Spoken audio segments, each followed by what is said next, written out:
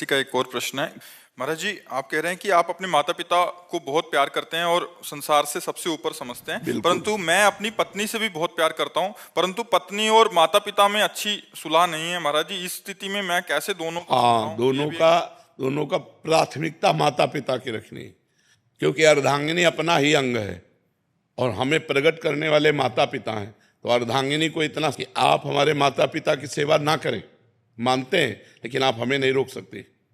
हम आपकी सुविधा, आपकी अनुकूलता आपको देंगे, लेकिन आप हमारे माता पिता की सेवा में अगर तनिक भी विरोध करते हैं तो हमारे आपके संबंध में विरोध हो जाएगा। माता पिता का त्याग नहीं कर सकते, ये जरूर आप में होना चाहिए। अगर ये नहीं है तो जो अपने माता पिता का त्याग कर दे पत्नी के कहने पर, फिर क्या है? फिर धर्म में वीरता नहीं रही। ऐसा नहीं होना चाहिए।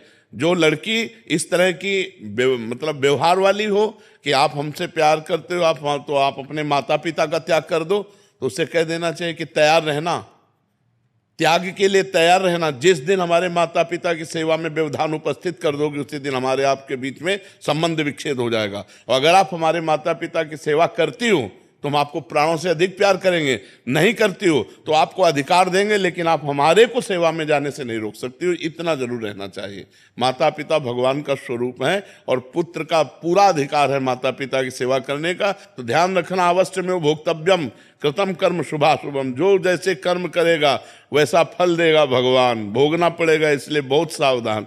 तो कभी चूक मत कर देना, पत्नी के चक्कर में आकर अपने बूढ़े माता पिता को मारना, पीटना या घर से निकाल देना, ऐसे कोई आचरण मत करना।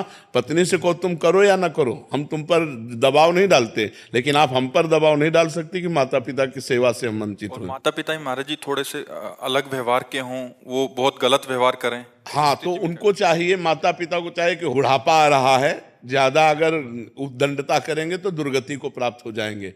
बहू बेटा को अपना बेटा और अपनी बेटी के समान चाहिए। थोड़ा प्यार का व्यवहार करें जिससे कम से कम उनको चाय और नाश्ता मिल जाए।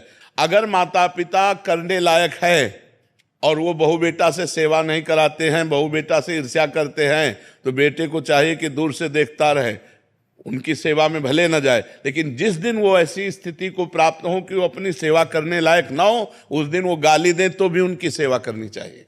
माता पिता की तो भी सेवा करनी चाहिए, क्योंकि वो बुजुर्ग हैं, उनका दिमाग स्थिति 60-70 के बाद जो है मानसिक स्थिति बिगड़ जाती है। अगर वो गाली देते हैं, वो निंदा करते हैं, तो हमें ये बात नहीं माननी, हमें उनकी सेवा करनी है। और अगर वो स्वस्थ हैं, अपने आप सेवा कर लेते हैं, खा पी रहे हैं, तो दूर से देखता रहे, खा पी रहे, आनंद से है, कोई बात नहीं। अगर 2-3 बेटा है महाराज जी? हाँ, तो उनमें से सब बेटाओं को चाहिए, सब बेटाओं को चाहिए कि अपने माता पिता की सेवा के लिए अगर हिस्सेदारी ले लें, तीनों क्रम बाई क्रम सेवा करें। अगर तीनों में से ना करें तो एक तो तैयार हो जाए। यार, बूढ़े माता पिता को खवाने से क्या कमी होती है? दाता तो भगवान है, खूब अच्छे से देते हैं। जो माता पिता की सेवा करता है उस पर भगवान प्रसन्न हो जाते हैं, क्योंकि भगवान ये धर्म से प्रसन्न होते हैं।